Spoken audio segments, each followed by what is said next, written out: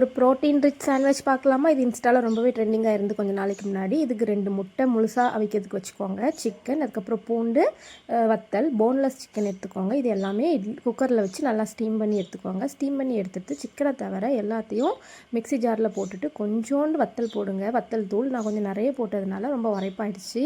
போட்டு நல்லா கிரைண்ட் பண்ணி எடுத்துக்கோங்க. நல்லா ரெட் கலரில் பார்க்கவே பயங்கர டெம்ப்டிங்காக இருக்கும். கொஞ்சோண்டு உப்பு ஆட் பண்ணிக்கோங்க. அதுக்கப்புறம் கொஞ்சோண்டு பாலும் அரைக்கும் போது ஊற்றிக்கோங்க. காய்ச்சி ஆற வச்ச பால் ஊற்றிக்கோங்க. அதுக்கப்புறம் நம்ம சிக்கன் வந்து அவிச்சு வச்சுருந்தோம், அதை நல்லா குட்டி குட்டி பீஸாக ஷட் பண்ணி எடுத்துக்கோங்க.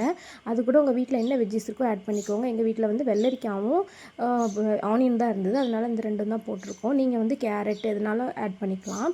அதுக்கப்புறம் அந்த நம்ம இது பண்ணி வச்சுருக்கோம்ல சிக்கன், அது கூட நம்ம மிக்சியில் அரைச்ச பேஸ்ட்டோடு சேர்த்து நல்லா மிக்ஸ் பண்ணிக்கோங்க. தேவைப்பட்டால் கொஞ்சோண்டு பாலோ இல்லை தண்ணியோ கூட ஆட் பண்ணிக்கோங்க. ஆட் பண்ணிவிட்டு ப்ரெட்டு கடையில் வாங்கிட்டு அதில் வந்து ஸ்டஃப் பண்ணிக்கோங்க. ஸ்டஃப் பண்ணிவிட்டு நல்லா தோசைக்கல்ல அந்த பக்கம் இருக்கா அந்த பக்கம் இருக்கா போட்டு எடுத்து சாப்பிட்டு பாருங்கள்.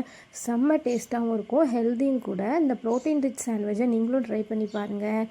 தேங்க்யூ.